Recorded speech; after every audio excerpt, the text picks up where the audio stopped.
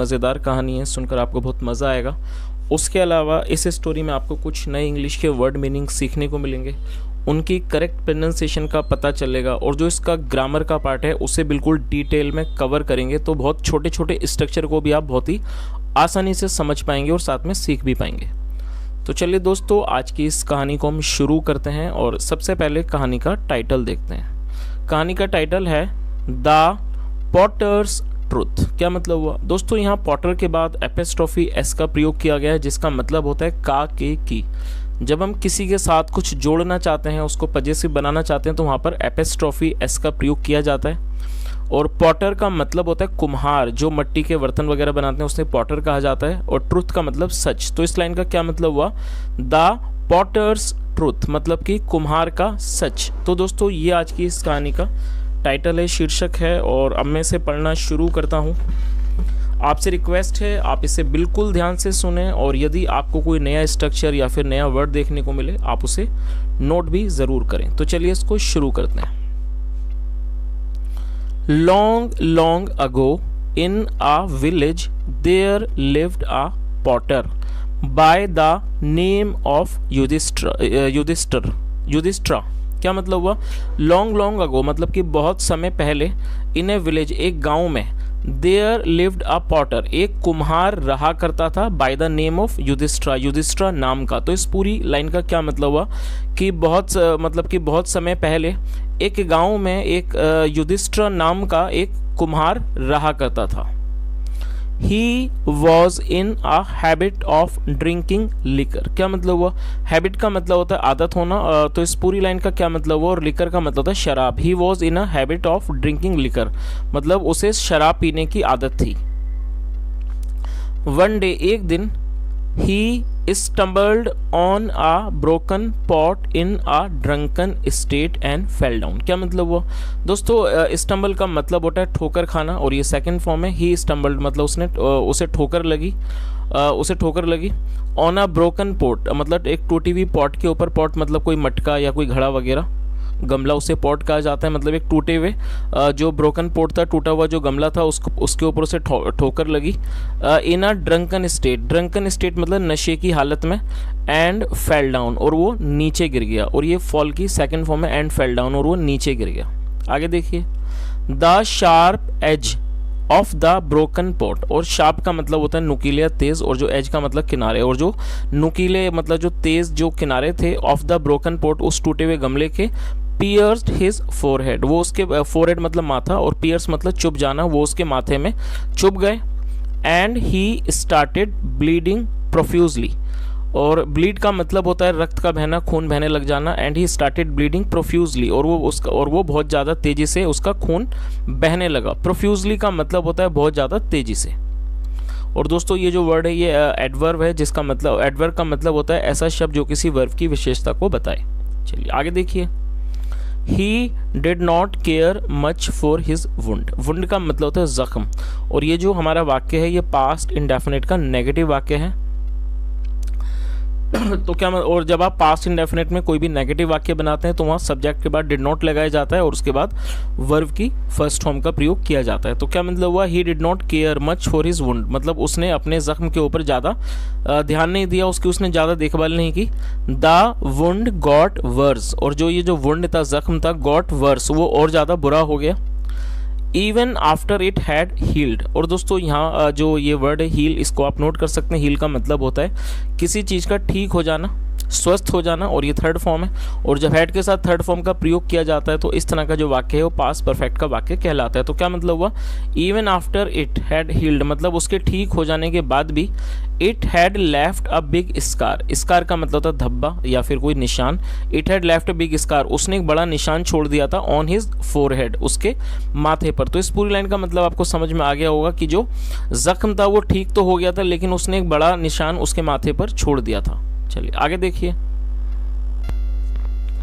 After some time मतलब कि कुछ समय के बाद, there was a famine in the country. क्या मतलब हुआ? और दोस्तों ये जो वर्ड है फैमिन, इसका मतलब होता है अकाल। तो क्या मतलब हुआ? आफ्टर सम टाइम मतलब कुछ समय के बाद, there was a famine in the country मतलब देश में एक अकाल आया। The potter lost his business. और ये दोस्तों ये भी हमारा पास्ट इंडेफिनिट का अफर्मेटिव वाक्य है, और ये लूज की सेकंड फॉर्म है लॉस्ट, और इसका मतलब होता है गंवा देना या फिर कोई चीज़ का खो जाना। तो क्या मतलब हुआ, the potter lost his business, जो पॉटर था, कुम्हार था, उसने अपने व्यापार को, जो इसका व्यापार था उसको उसने गंवा दिया। He then left for some other part of the country, और ये लीव की सेकेंड फॉर्म में लेफ्ट, इसका मतलब होता है निकलना या फिर रवाना होना। ही देन लेफ्ट, फिर वो निकला, for some other part of the country, देश के किसी दूसरे हिस्से के लिए वो निकला।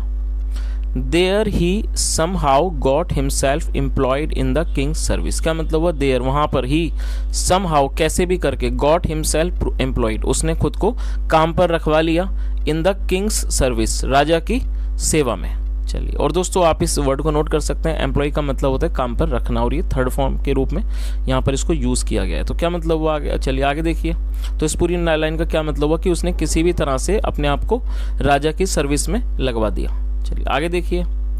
Once the king noticed the big scar on the forehead, notice का मतलब होता है किसी चीज़ पर ध्यान देना, जो राजा थे उन्होंने ध्यान दिया। The big scar on the forehead of the Potter, मतलब जो कुम्हार के माथे पर जो एक बड़ा निशान था उसके ऊपर उनका ध्यान गया।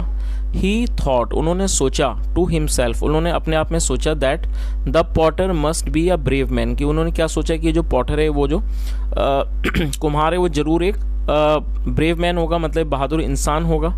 The scar was most probably the result of his face to face fight with some soldier of the enemy, और उन्होंने क्या सोचा कि ये जो स्कार है वो जरूर क्या होगा, मोस्ट प्रोबेबली मतलब ये मतलब इस चीज़ की ज़्यादा संभावना है, ये रिजल्ट होगा, मतलब कि परिणाम होगा किस चीज़ का, of his face to face fight की, उसकी जो कोई लड़ाई हुई होगी फेस टू फेस मतलब आमने सामने की, विद सम सोल्जर के कुछ सिपाहियों के साथ, ऑफ द एनिमी दुश्मन के। तो राजा साहब ने क्या सोचा कि जो निशान है शायद वो इस चीज़ का होगा कि कभी उसकी मतलब फेस टू फेस मतलब आमने सामने की किसी सिपाही से लड़ाई होगी, जो दुश्मन की जो आर्मी होगी उनके साथ उसकी लड़ाई होगी, जिसकी वजह से उसके जो चेहरे पे माथे पर जो निशान है। चलिए आगे देखिए।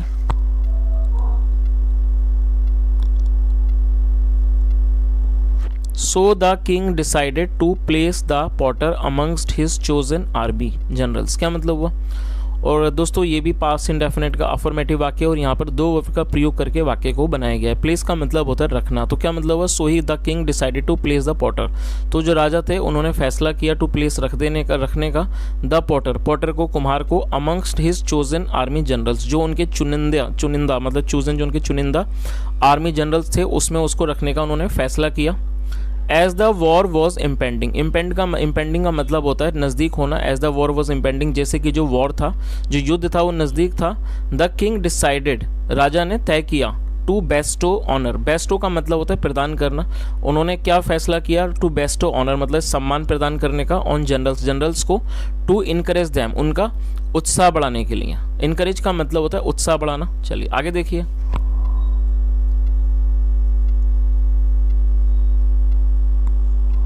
Later, the king decided to make the potter the army of the chief of the army, क्या मतलब हुआ, मतलब कि बाद में जो राजा थे उन्होंने फैसला किया उस पोर्टर को मतलब कुम्हार को बनाने का, the chief of the army, army का चीफ बनाने का उन्होंने मतलब फैसला किया उस पोर्टर को। सो ही आस्क्ड द पोर्टर, इसलिए उन्होंने मतलब कि, और ये जो ही है राजा के लिए यूज़ किया गया, सो ही आस्क्ड द पोर्टर, इसलिए उन्होंने कुम्हार से पूछा, जनरल व्हाट्स योर नेम, कि जनरल आपका नाम क्या है। How did you get this scar on your forehead, how did you get this scar, आपको ये निशान कैसे मिला, ऑन योर फोरहेड आप अपने माथे पर। चलिए आगे देखिए। What was the name of the battle you fought in, मतलब what was the name of the battle, battle का मतलब होता है युद्ध, मतलब what was the name of the battle, युद्ध का क्या नाम था, यू फॉट इन जिसमें आप लड़े। चलिए आगे देखिए। योर मजेस्टी मतलब कि महाराज, रिप्लाइड द पॉटर मतलब कि कुम्हार ने जवाब दिया, I am a potter by profession, और दोस्तों प्रोफेशन का मतलब होता है पेशा, क्या किसी व्यक्ति का जो काम होता है करने वाला, जो पेशा होता है या कह सकते हैं व्यवसाय, उसे प्रोफेशन कहा जाता है। तो उसका लाइन का क्या मतलब, उसने क्या कहा, योर मजेस्टी महाराज रिप्लाइड द पॉटर, कुम्हार ने जवाब दिया, I am a potter by profession मतलब कि पेशे से मैं एक कुम्हार हूँ। Once I fell down on a broken pot, once मतलब एक बार आई फेल डाउन में नीचे गिर गया, ऑन अ ब्रोकन पोट एक टूटे हुए गमले पर, इन अ ड्रंकन स्टेट मतलब नशे की हालत में, एंड गॉट वुंडेड और घायल हो गया। और दोस्तों वुंडेड का मतलब है घायल, क्या मतलब हुआ, एंड गॉट वुंडेड घायल हो गया। This scar is the result of the wound, और ये जो स्कार है, ये जो निशान है, is the result of the wound, वो उस जख्म का मतलब उस ये जो जख्म है उसका परिणाम है, मतलब उस घाव का जख्म का परिणाम है। चलिए आगे देखिए।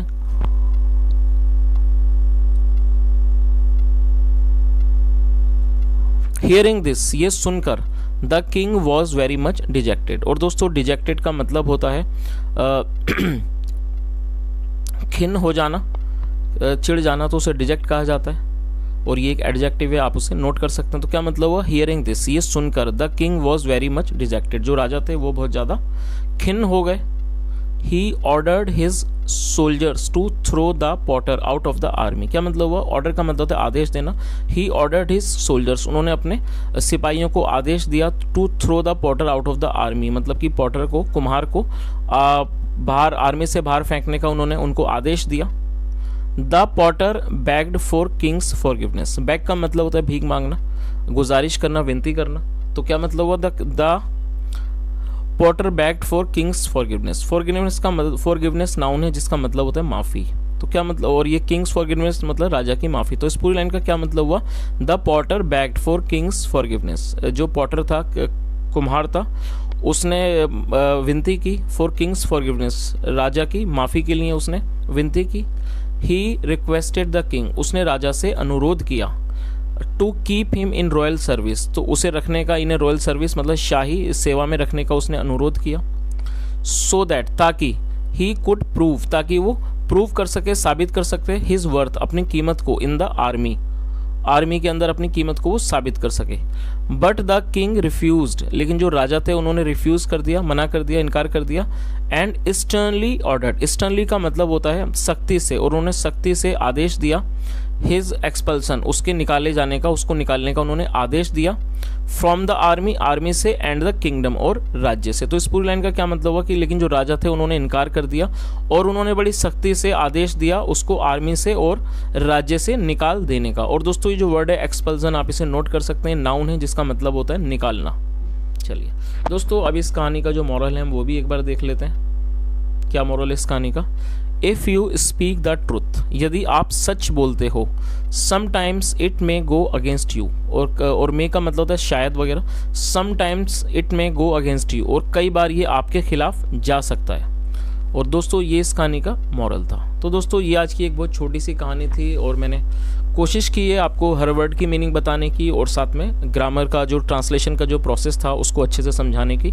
यदि आपको कहानी अच्छी लगी और मेरा पढ़ाने का प्रयास अच्छा लगा हो तो आपसे रिक्वेस्ट है, वीडियो को लाइक करें, शेयर करें, चैनल को सब्सक्राइब करें, और कमेंट करके ज़रूर बताएं यदि आपका कोई भी सुझाव हो।